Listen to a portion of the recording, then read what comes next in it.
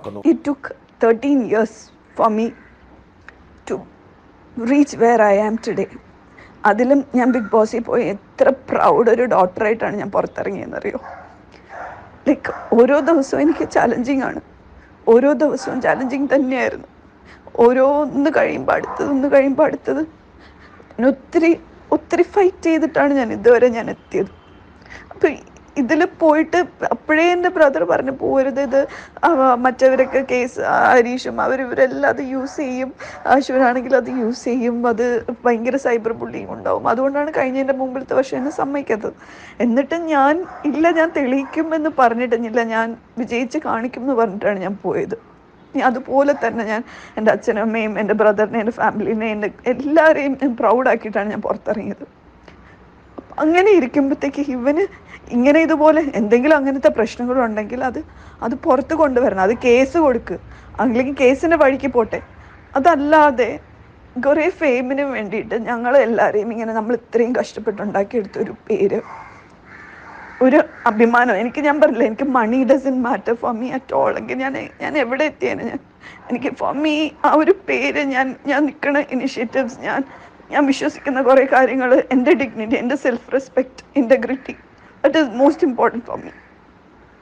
അതെല്ലാം തകർക്കുന്ന രീതിയിലാണ് ഇപ്പം ഇയാൾ കാണിച്ചത്. ഞങ്ങളുടെ എല്ലാവരും കേസാണ് കൊടുത്തിരിക്കുന്നത്. അതിനെയും വളച്ചൊടിച്ച് പോക്സോ കേസ് എന്നൊക്കെ പറഞ്ഞിട്ട് എനിക്ക് മനസ്സിലാവണില്ല. ഇത്രയും നാൾ അന്ന് ആ ഒരു അഖിൽ പറഞ്ഞ സ്റ്റേറ്റ്മെൻറ്റ് അന്ന് കൊടുത്തത് മുതൽ ഇന്ന് വരെ ഞങ്ങൾ ഒരുപാട് പേര് സൈബർ ബുള്ളിങ് അനുഭവിക്കുകയാണ്.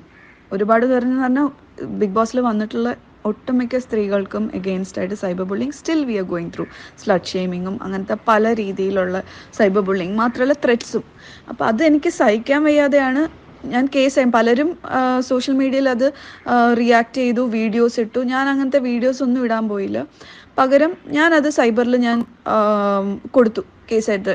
അതായത് DCPക്ക് ഇത് കൊടുത്തു, കേസ് കൊടുത്തു. അതിനുശേഷം അവിടെ നിന്ന് അത് സൈബറിലേക്ക് FIR ഇട്ട് തന്നെ കേസായിട്ട് തന്നെ പോയി. അതുമാത്രമല്ല കുറച്ച് യൂട്യൂബേഴ്സും എന്നെപ്പറ്റി വളരെ മോശമായിട്ട് സംസാരിച്ചവർക്ക് എഗെയിൻസ്റ്റ് ഞാൻ പ്രതികരിച്ചു.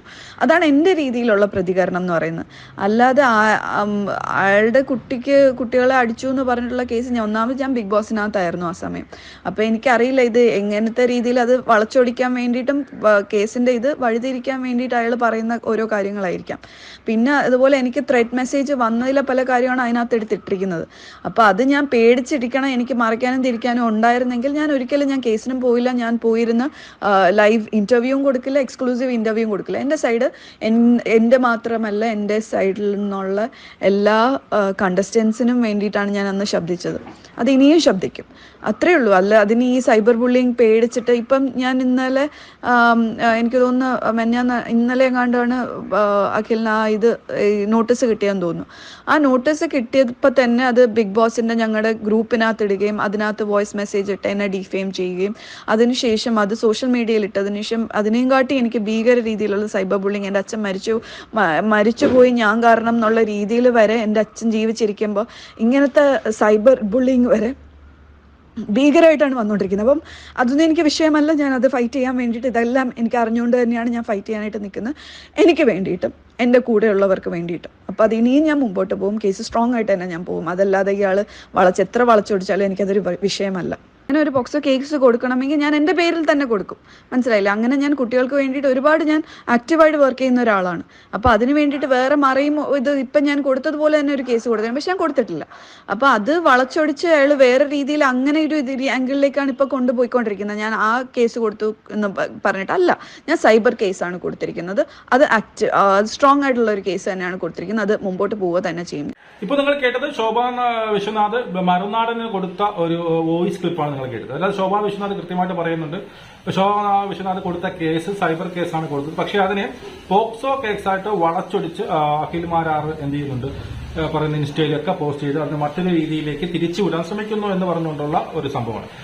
അതിനപ്പുറം ഈ എന്തുകൊണ്ട് ഈ ബിഗ് ബോസ് വരുന്ന അല്ലെങ്കിൽ ജേതാക്കൾ അല്ലെങ്കിൽ ഫെയിം എടുത്ത ആൾക്കാർ എന്തിന് ഇങ്ങനെയുള്ള കാര്യങ്ങൾ ചെയ്യുന്നു എന്നുള്ളത്. നമുക്ക് പലപ്പോഴായിട്ട് നമ്മൾ തന്നെ പറഞ്ഞിട്ടുള്ള പല കാര്യങ്ങളാണ്. ഫെയിമിന് വേണ്ടിയിട്ടാണ്, അല്ലെങ്കിൽ നമ്മുടെ പെട്ടെന്നുള്ള ഒരു ഫെയിം നമുക്ക് കിട്ടും, അത് നഷ്ടപ്പെടുമോ, അല്ലെങ്കിൽ പുതിയ ഒരു തലമുറ വരുമ്പോൾ, അല്ലെങ്കിൽ പുതിയ ഒരു രാജാവ് വരുമ്പോൾ എന്റെ ഫെയിം നഷ്ടപ്പെടുമോ എന്നുള്ള പേടി കൊണ്ടാണ് ഇതൊക്കെ ചെയ്യുന്നതെന്ന് നമ്മൾ പലപ്പോഴായിട്ട് പറഞ്ഞിട്ടുണ്ട്. അപ്പൊ അതിന് കൃത്യമായിട്ട് പിന്നീട് നമ്മുടെ സാജൻ സ്കറിയ അതിന് കൃത്യമായിട്ടുള്ള കാര്യം പറയുന്നുണ്ട്. എന്തുകൊണ്ടാണ് ഈ ബിഗ് ബോസിൽ വിന്നറായ അല്ലെങ്കിൽ ഫെയിം കിട്ടിയ അല്ലെങ്കിൽ രാജാക്കന്മാരായി വാഴുന്നവർ പിന്നീട് ഇതുപോലുള്ള കോൺട്രവേഴ്സീസിൽ വന്ന് ഇങ്ങനെയുള്ള സംഭവങ്ങൾ ചെയ്യുന്നു എന്നുള്ളത് കൂടി സാജൻ സ്കറിയ പറയുന്നു. അതും കൂടി നിങ്ങൾ കേൾക്കണം. അത് വളരെ കൃത്യമായിട്ട് അതാണ് യഥാർത്ഥ കാരണമെന്നാണ് ഞാനും വിശ്വസിക്കുന്നത്. അതും കൂടി നിങ്ങൾ കേൾക്കൂ. ഈ വിഷയത്തിൽ രണ്ടാണ്. ഈ ബിഗ് ബോസ് പോലെയുള്ള പരിപാടികളിലൂടെ താരങ്ങളാവുന്നവർ ഇൻസ്റ്റന്റ് ഹീറോകളാണ്. ഒരു റോബിൻ രാധാകൃഷ്ണൻ ഇതിന് ഇങ്ങനെ ഉണ്ടായ ഒരാളാണ്. ബിഗ് ബോസ് ഉണ്ടാവുന്നു, ലക്ഷക്കണക്കിന് രാഷ്ട്രീയം അറിയാത്ത ആളുകൾ ഇതിന്റെ ആരാധകരാകുന്നു, നിരന്തരം ഇത് കണ്ടുകൊണ്ടിരിക്കുന്നു, അവരുടെ ഹീറോയായി മാറുന്നു ചില ആളുകൾ. അത് ബിഗ് ബോസ് ജേതാവാകണമെന്ന് നിർബന്ധമൊന്നുമില്ല. അങ്ങനെ ഒരു മാസിന്റെ ഹീറോയാകുന്ന ഇവരുടെ ജീവിത നിലവാരം പൊടുന്നതിനെ ഉയരുകയാണ്. ആ ബിഗ് ബോസിന് കിട്ടുന്ന സമ്മാനം മാത്രമല്ല, അല്ലെങ്കിൽ അപ്പോൾ കിട്ടുന്ന കാറ് മാത്രമല്ല, അല്ലാതെ തന്നെ ഇവരുടെ ജീവിത നിലവാരം പൊടുന്നതിനെ ഉയരും. കോടിക്കണക്കിന് രൂപ ആസ്തി ഉണ്ടാക്കാൻ ഇവർക്ക് കഴിയും. അങ്ങനെ ഇവർക്ക് വലിയൊരു ഫാൻ ബേസ് ഉണ്ടാകുമ്പോൾ ഇവർക്ക് പല പരസ്യങ്ങളിലും മോഡലായി പങ്കെടുക്കാം. ഉദ്ഘാടനങ്ങളുടെ ഒരു നിരയാണ്. നാട് മുഴുവൻ നടന്നവർക്ക് ഉദ്ഘാടനം ചെയ്യാം. ആ ഉദ്ഘാടനങ്ങൾക്കെല്ലാം ഇവർക്ക് പ്രതിഫലം കിട്ടും. 10-15 ലക്ഷം രൂപയുടെ ഉദ്ഘാടനത്തിന് കിട്ടുന്നത്. കൂടാതെ ഇവർക്ക് അഭിമുഖം കൊടുത്താൽ അതിന് പോലും അവർ ക്യാഷ് ഈടാക്കും.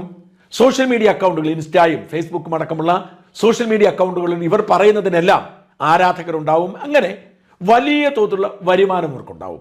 ഒരു കാര്യം പ്രത്യേകം ശ്രദ്ധിക്കണം, ഇവരാരും ബിഗ് ബോസിൽ വരുന്നതിന് മുൻപ് വളരെ ശ്രദ്ധേയരൊന്നുമല്ല. ചില ചെറിയ കാര്യങ്ങൾ ചെയ്തു പോകുന്നതിനപ്പുറത്തേക്ക് ലക്ഷങ്ങൾ പ്രതിഫലം വാങ്ങുന്നവരല്ല. അതുകൊണ്ട് തന്നെ ഇത് ഇവരുടെ ജീവിതത്തിൽ വലിയ മാറ്റമുണ്ടാക്കും. ഇപ്പോൾ അഖിൽ മാരാരുടെ കാര്യം ഓർക്കുക.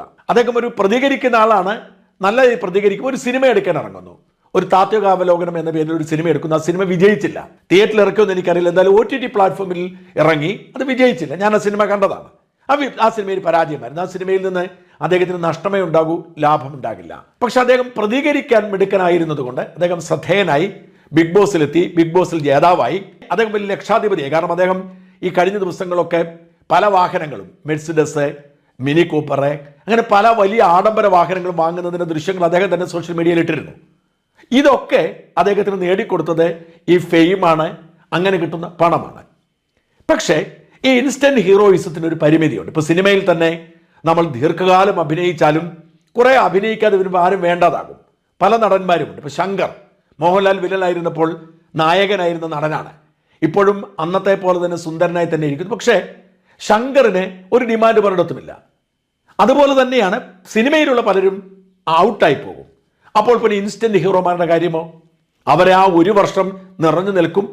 അടുത്ത ജേതാക്കൾ ഉണ്ടാവുമ്പോൾ അവരുടെ ഡിമാൻഡ് ഇടിയും. കാരണം അടുത്ത വർഷത്തെ ജേതാക്കൾക്കായിരിക്കും ഡിമാൻഡ്. 2-3 വർഷം കൊണ്ട് അവർ അസ്തമിച്ചു പോകും.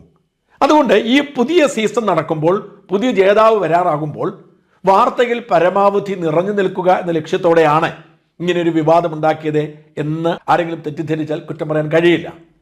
അവർ ഉണ്ടാക്കിയ സമ്പാദ്യത്തിന് പരിമിതികൾ ഉണ്ടാകുന്നു, അവർക്ക് കിട്ടുന്ന ഫെയിമിന് പരിമിതികൾ ഉണ്ടാകുന്നു. അപ്പോൾ അവരതിൽ നിലനിൽക്കുക എന്ന ലക്ഷ്യത്തോടു കൂടി ആവാം ഇത്തരം വിവാദങ്ങളിലേക്ക് ചെന്ന് ചാടുന്നത്.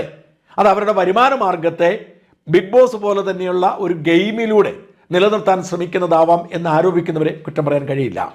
അല്ലെങ്കിൽ ഈ ബിഗ് ബോസ് കഴിഞ്ഞ് 1 വർഷം കഴിയുമ്പോൾ തനിക്കിത്രയും ഫെയിമും തനിക്കിത്രയും പണവും തനിക്കിത്രയും ആൾബലവും ഒക്കെ ഉണ്ടാക്കി കൊടുത്ത ബിഗ് ബോസിനെ ഇങ്ങനെ തള്ളിപ്പറയേണ്ടതും ആ ബിഗ് ബോസിലെ സ്ത്രീകളെ ഇങ്ങനെ അപമാനിക്കേണ്ടതുമായ ഒരാവശ്യവുമില്ല.